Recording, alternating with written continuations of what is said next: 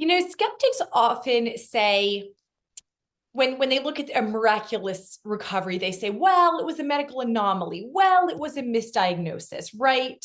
How does the documentary address these arguments?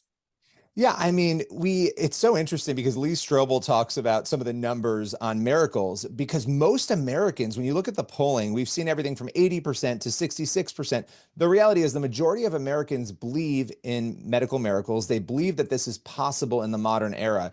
And that's interesting to me in light of the fact that we're in such a secular material culture that the majority still believe that. You have to start pulling yourself back and looking at the numbers and saying, well, why do they believe that? Well, they believe it because a lot of us have seen what I just talked about. We've seen it in our own lives. We've felt it, especially for Christians. Now, this doesn't address the secular part.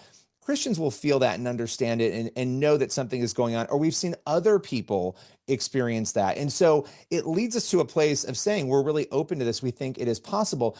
But when you have all of these stories that are so otherworldly and impossible to explain, how many times can you really say, well, something weird happened, but I guess we just can't explain it? It's like, well, if a tumor is disappearing, if a person's paralyzed for 10 years, as you saw in the documentary, and we address Brian LaPoo, and he's desperately seeking healing, and he goes to a prayer meeting, and immediately his hands are opening up and he's able to walk out. What happened during that prayer meeting that changed things? So we address the theology of that, we address the complexity of it, and we also address, and I think this is really, really important, that not everybody gets healed and not everybody gets a miracle. And there are times even Lazarus died after he was raised in the Bible, right? I mean, the miracles will run out at some point, but that doesn't mean they're not happening. And so we get into all of that, and it's complicated.